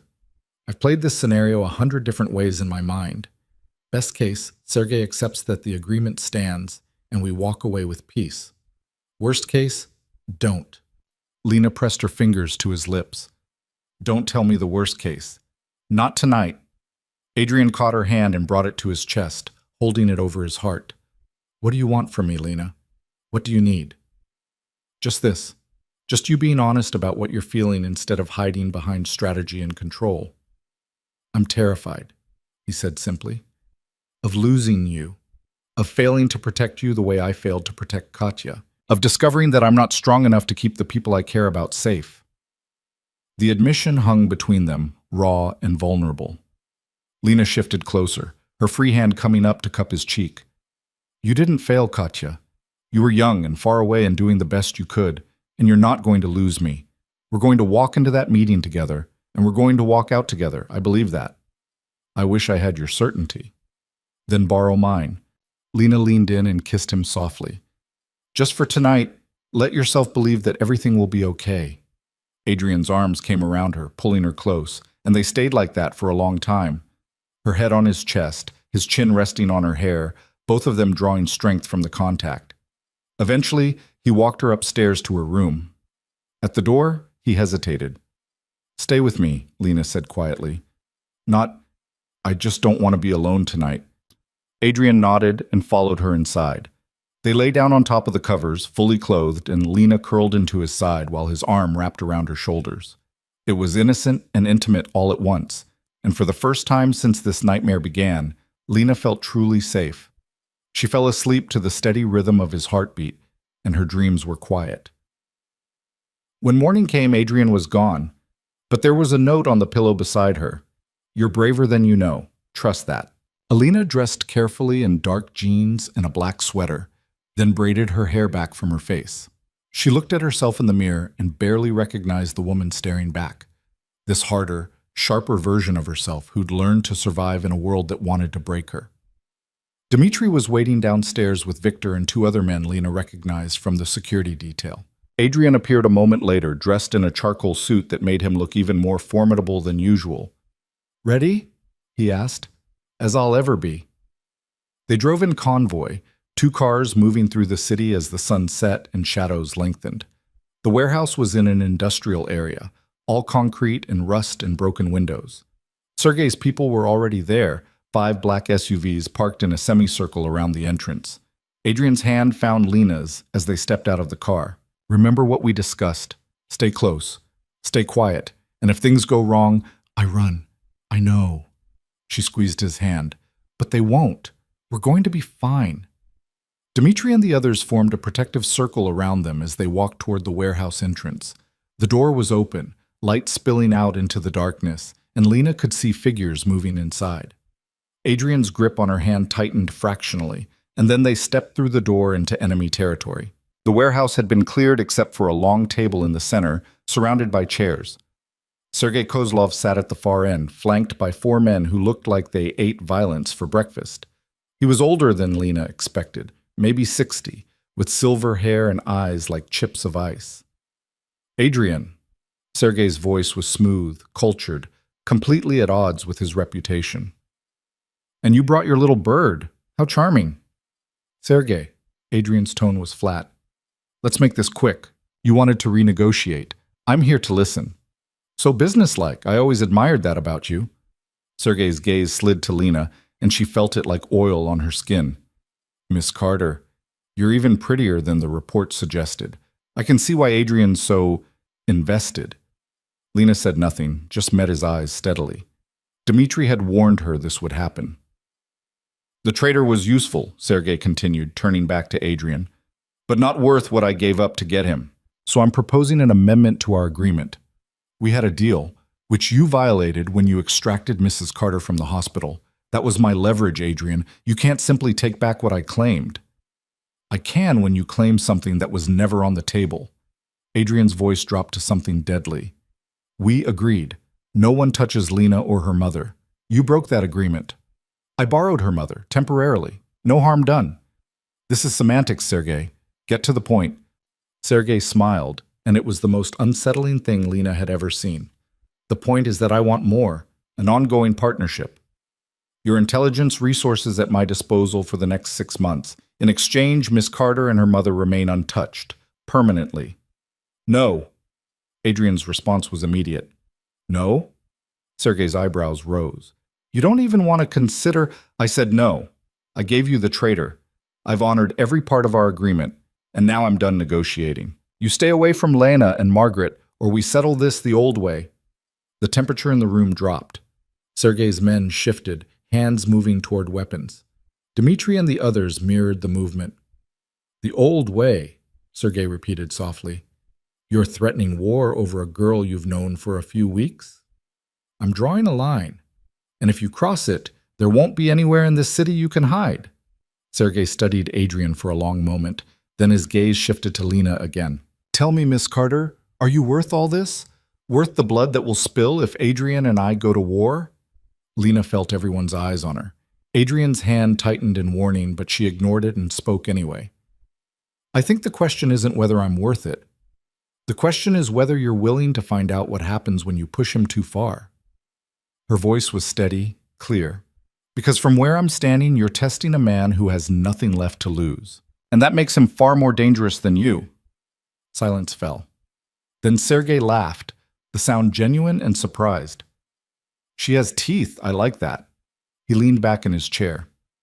Very well, Adrian, we'll keep the original agreement. No amendments, no extensions. But understand this. The next time you interfere with my operations, there won't be negotiations. There will only be consequences. Understood. Adrian's posture didn't relax. And the same applies to you. Touch either of them again, and consequences won't begin to cover what happens next. We have an accord then. Sergei stood, his men rising with him. It's been a pleasure, Miss Carter. I hope we don't meet again. Likewise, Lena said. They walked out of the warehouse without looking back, and Lena didn't let herself breathe until they were in the car and moving. Then all the adrenaline drained away at once, leaving her shaking. Adrian pulled her against his side. You weren't supposed to speak. I know, but he needed to hear it. You could have gotten yourself killed. But I didn't, and now he knows I'm not just some helpless victim. Lena looked up at him. I told you I was stronger than you thought. Adrian's expression was caught between exasperation and admiration. You're going to give me a heart attack. Probably, but you'll survive. Dmitri glanced at them in the rearview mirror, and Lena could have sworn she saw him smile. They drove back to the house in silence, and when they arrived, Adrian led her straight to the study and poured them both drinks. It's over, he said, handing her a glass. Sergei won't touch you again. He'd lose too much face if he broke his word now. So we're safe. As safe as we can be in this world. Adrian took a long drink. Your mother's treatment will continue. Your debt is cleared, and you're free to go back to your life. The words hit her like cold water. Go back? To school. To normal. To everything that doesn't involve men with guns and warehouse negotiations. Adrian set his glass down. You never asked for this, Lena. And now that the threat's gone, you don't have to stay. Lena stared at him, understanding dawning. You're pushing me away. I'm giving you a choice. Bullshit. She set her own glass down with enough force to make it rattle. You're scared.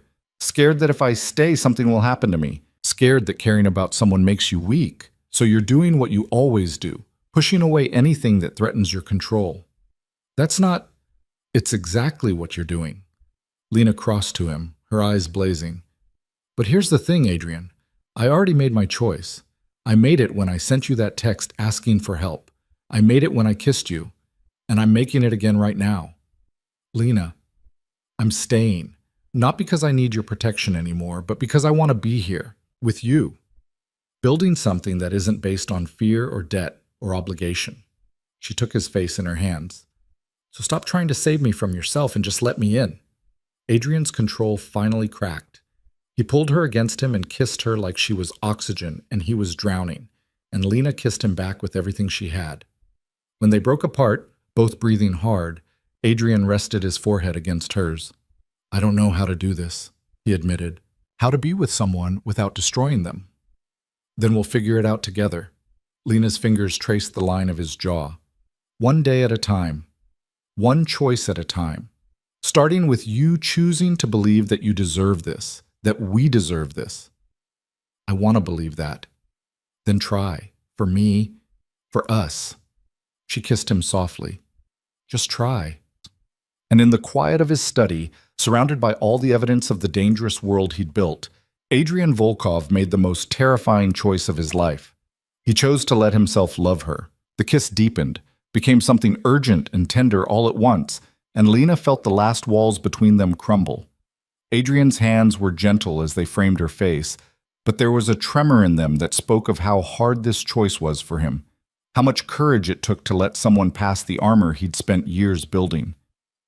When they finally broke apart, both breathing unevenly, Adrian pulled her close and just held her. Lena could feel his heartbeat against her cheek, fast and strong, and she wrapped her arms around him like she could anchor him to this moment, to this decision. I'm terrified, he whispered into her hair. I know. So am I.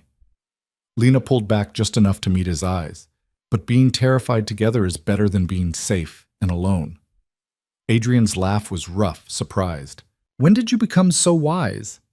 Probably around the time I got zip-tied in my own bathroom and had to text a stranger for help. She smiled, but it faded quickly. We've both been through hell, Adrian. Maybe it's time we stopped letting it define us. He tucked a strand of hair behind her ear, the gesture achingly tender. Stay tonight, not in the guest room, with me. It wasn't just an invitation. It was trust, vulnerability, the kind of intimacy that had nothing to do with physical desire and everything to do with choosing not to be alone anymore. Okay, Lena said softly. They stayed in the study for another hour, talking about nothing and everything. Her plans to return to school, his idea of transitioning some of his operations into legitimate businesses, the garden, and whether she wanted to help replant it in the spring. It felt impossibly normal, and Lena clung to that normalcy like a lifeline. Eventually, Adrian led her upstairs, past the guest room she'd been staying in, to the master suite at the end of the hall. It was larger than she expected, but surprisingly understated. Clean lines, dark wood, floor-to-ceiling windows that overlooked the garden. Personal in a way the rest of the house wasn't. I can sleep on the couch if you're not comfortable, Adrian started. Don't be ridiculous. Lena sat on the edge of the massive bed. We're past that, don't you think? He smiled, some of the tension leaving his shoulders, and disappeared into the bathroom. Lena heard water running and took the opportunity to change into the pajamas she'd grabbed from her room. When Adrian emerged wearing dark sleep pants and nothing else, she tried very hard not to stare at the network of scars across his chest and shoulders. He caught her looking. Occupational hazards, some older than others. They don't bother me. Lena crossed to him and traced one particularly vicious scar that curved along his ribs. They're just proof you survived. Adrian caught her hand and brought it to his lips. You're extraordinary, you know that? I'm really not. I'm just a waitress who got in over her head and somehow landed in the middle of a mob negotiation. You're so much more than that. He led her to the bed and they lay down facing each other, close but not touching. You're brave and stubborn, and you see good in people even when they've forgotten it exists in themselves. Is that what I do for you? Every day? Adrian reached out and traced the line of her jaw. You make me want to be better, to choose mercy over vengeance, to believe that maybe I'm not beyond redemption. Lena shifted closer, closing the distance between them. You were never beyond redemption, Adrian. You just needed someone to remind you. They fell asleep like that, wrapped around each other, and for the first time in longer than either could remember, the nightmares stayed away. Morning came with golden light streaming through the windows and the smell of coffee drifting up from downstairs. Lena woke to find Adrian already awake, watching her with an expression so tender it made her chest ache. How long have you been staring at me? She asked, her voice rough with sleep. Not long. You talk in your sleep, did you know that? I do not. You do. Something about nursing exams and a coffee machine that wouldn't stop beeping. His smile was soft. It was adorable. Lena groaned and buried her face in the pillow. Please tell me I didn't say anything embarrassing. Define embarrassing. Adrian, you may have mentioned my name once or twice. He was definitely laughing now. In a very complimentary context. She swatted his chest and he caught her hand, lacing their fingers together. The playfulness faded, replaced by something more serious. I have a meeting this morning, he said quietly, with my lawyers and financial advisors. I'm starting the process of legitimizing my operations. It's going to take months, maybe years, but I want to build something clean, something that doesn't require looking over my shoulder constantly. Lena's breath caught. Because of me? Because of us. Because I want a future that isn't just about survival. He brought her hand to his lips. I can't undo the past, but I can choose what comes next. And I choose this. You. A life that isn't built on blood and fear. That's going to make enemies. Probably. But I have something now that I didn't have before. What's that? A reason to live, not just survive. Adrian kissed her softly. You changed everything, Lena, and I'm not letting that go. They went downstairs together to find Irina already preparing breakfast, a knowing smile on her face when she saw them arrive hand in hand. About time, she muttered in Russian, but loud enough for Adrian to hear. Irina, he warned, I'm just saying I'm not getting any younger. If I'm going to see you happy before I retire, you needed to stop being stubborn. She set plates in front of them with a satisfied expression. Miss Carter is good for you. Try not to ruin it. Adrian looked mortified, but Lena laughed. I'll do my best to keep him in line. Good luck with that, Dmitri said, appearing in the doorway with a tablet in hand. Boss, we need to go over the security reports before your meeting. Give us 10 minutes. Adrian's hand found Lena's under the table. Eat. I'll be back before lunch. The meeting stretched longer than expected. Lena spent the morning in the library, actually studying this time, her mind clearer than it had been in months. The nursing textbooks made sense now that the constant terror had lifted, and she found herself getting lost in the material. She was deep in a chapter on pharmacology when her phone rang. Her mother's name flashed on the screen. Mom, everything okay? More than okay, baby. The doctors just gave me the results from this week's tests. The tumors have shrunk by 40%. 40%, Lena. Margaret's voice broke with joy. They're saying if this continues, I might be in full remission within 6 months. Lena felt tears streaming down her face. That's incredible. I can't believe it. Believe it. I'm going to beat this thing, and it's all because of the treatment Adrian made possible. Margaret paused. Is he there? I'd like to thank him properly. He's in a meeting, but I'll tell him you called. You do that. And Lena, I can hear it in your voice. You're happy, really happy, and I'm glad. Her mother's voice softened. I worried I was wrong about him, but maybe this is exactly what you both needed. Maybe it is, Lena agreed. They talked for another 20 minutes about treatment plans and visiting schedules, and Margaret's plan to start a garden in the facility's courtyard. When Lena finally hung up, she was still crying, but these were tears of relief and joy instead of fear. Adrian found her like that when he returned, sitting in the window seat with tears on her cheeks and a smile on her face. What happened? He was across the room in 3 strides, his hands on her shoulders. Are you hurt? Is it your mother? She's in remission, or she will be. The treatment's working better than anyone expected. Lena threw her arms around him. Adrian, she's going to be okay.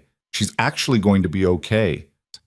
The tension drained from his body, and he held her tight, his face buried in her hair. That's incredible. I'm so happy for you, for both of you. It's because of you. All of this, her recovery, my safety, this chance at an actual future, it's all because you chose to help a stranger in a coffee shop. Best decision I ever made. Adrian pulled back to look at her. The meeting went well. The lawyers think we can transition most of the operations within 18 months. It won't be easy, and there will be resistance from some of the old guard, but it's possible. What about Sergei? He'll adapt or he won't. Either way, it's not my problem anymore. Adrian's expression was lighter than she'd ever seen it.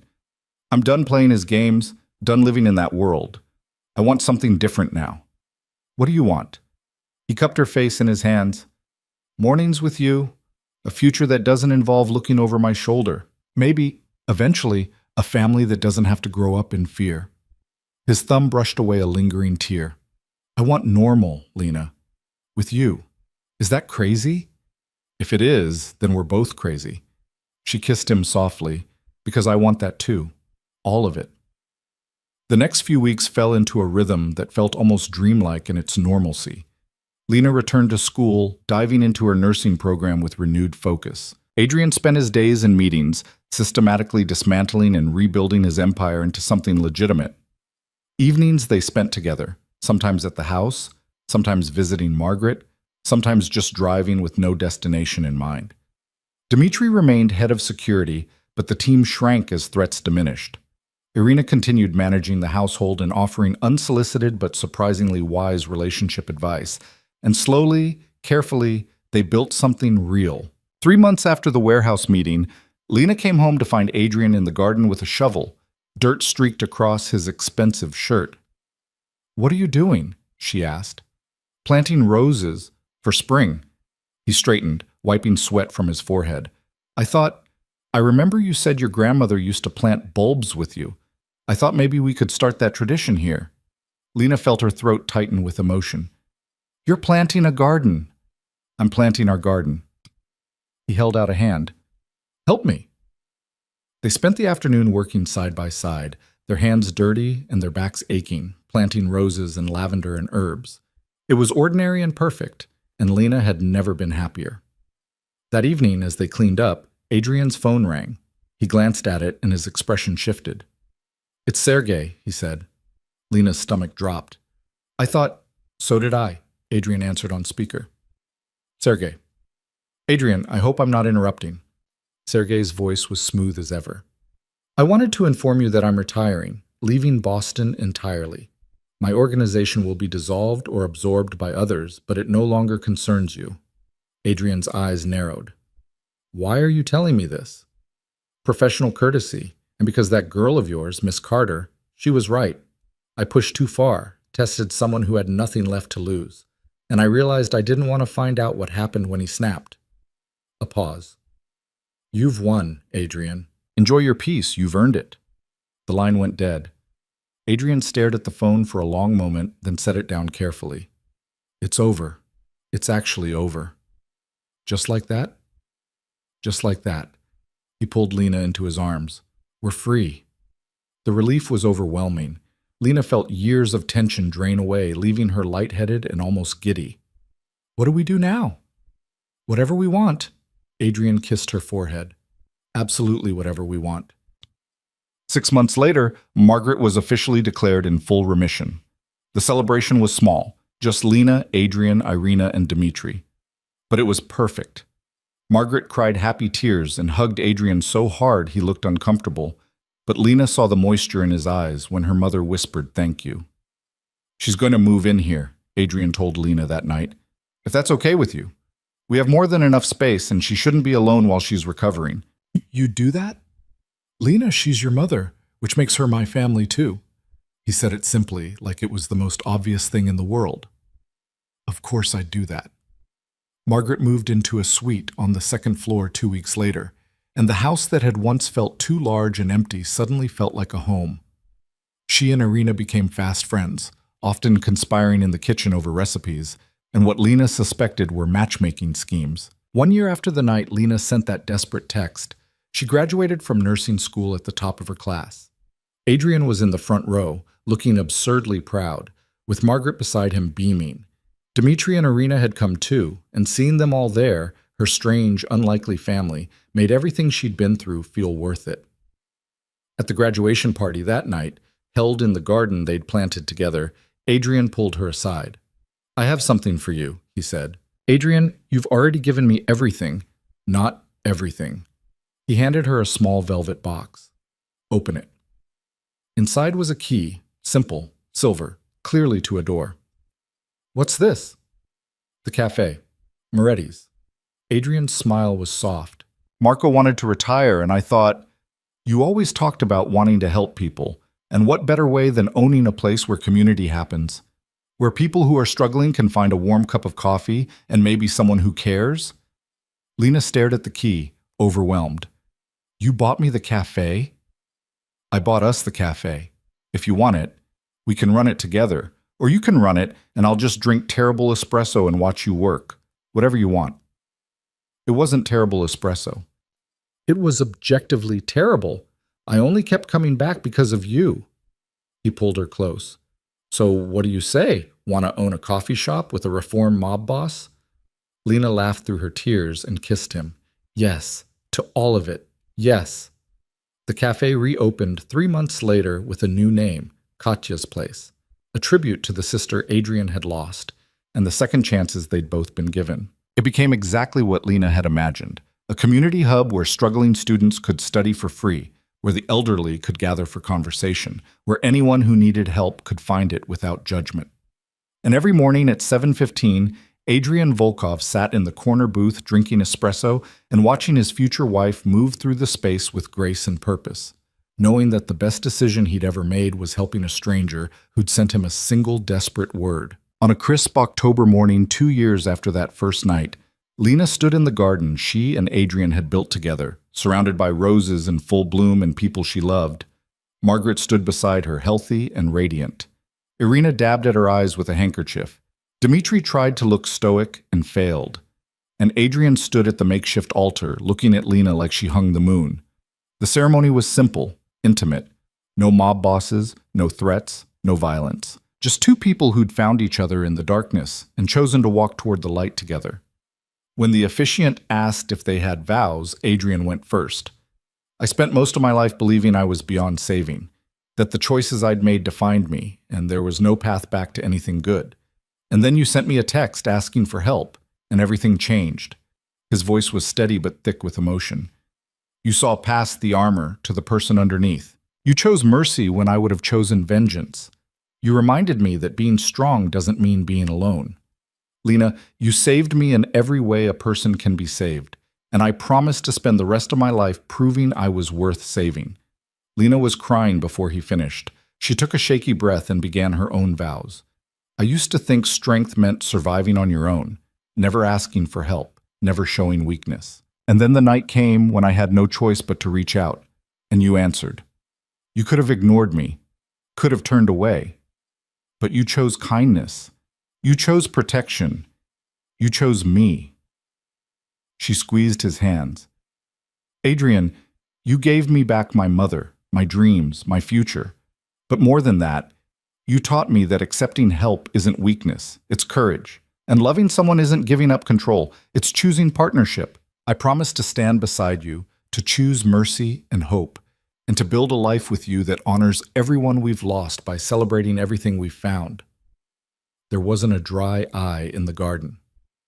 When the officiant pronounced them married and Adrian kissed her, Lena felt something slot into place in her chest, the final piece of a puzzle she hadn't known she was solving. This was home, not the house or the garden or even the cafe. This man, this unlikely family, this hard-won piece. This was everything. The reception lasted well into the evening, full of laughter and dancing and toast that made everyone cry and laugh in equal measure. But Lena's favorite moment came late in the night, when most of the guests had left and she and Adrian stood alone in the garden under a sky full of stars. "Happy?" he asked, his arm around her waist. Deliriously. She leaned into him. "You?" "More than I ever thought possible." Adrian turned her to face him. "I have something to tell you. Another surprise." "Adrian Volkov, if you bought me something else—" "Not bought, built." He pulled out his phone and showed her architectural plans. "A foundation, in Katya's name. To help people like you, like both of us, who are drowning in debt trying to save someone they love. Medical bills, emergency expenses, all of it. So no one else has to make the choices we made." Lena's breath caught. "Adrian, that's incredible. I've been working on it for months. Dimitri's going to help run it. We're calling it the Second Chance Foundation." He cupped her face. "I can't undo the past. Can't bring back the people I've lost or erase the things I've done. But I can make sure some good comes from all that pain. We can make sure." "Together," Lena agreed. "Always together." They stood in the garden they'd planted, surrounded by the life they'd built from ashes and desperation and one terrifying moment of reaching out for help. And Lena thought about the girl she'd been 2 years ago, scared, alone, drowning, and the woman she'd become. Stronger, yes, but more than that, whole. Not because Adrian had saved her, though he had. Not because she'd saved him, though she'd done that too. But because they'd chosen each other every single day since that first desperate text. Because they'd fought for the chance to be more than their worst moments. Because they'd learned that redemption wasn't about erasing the past. It was about choosing a better future. Adrian pulled her close and kissed her under the stars, and Lena kissed him back with all the love and gratitude and fierce hope in her heart. They'd both been broken once, but together they'd learned to be whole, and that was worth every moment of darkness they'd endured to find each other. Years later, when people asked how they met, Lena would smile and say simply, "I sent him a message asking for help, and he answered." She never mentioned the loan sharks or the violence or the mob negotiations. Those were just chapters in a story that had so many better ones. Like the morning Adrian surprised her with breakfast in bed on their 5th anniversary, their daughter sleeping peacefully in the nursery down the hall. Like the day the foundation helped its 1,000th family, and Adrian cried reading the thank you letters.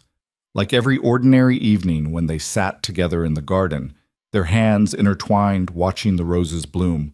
The girl who'd sent one desperate word had found everything she never knew she needed, and the man who'd answered had found redemption in the most unlikely place. Together, they'd built a life worth fighting for, and they lived it fully, gratefully, joyfully, every single day.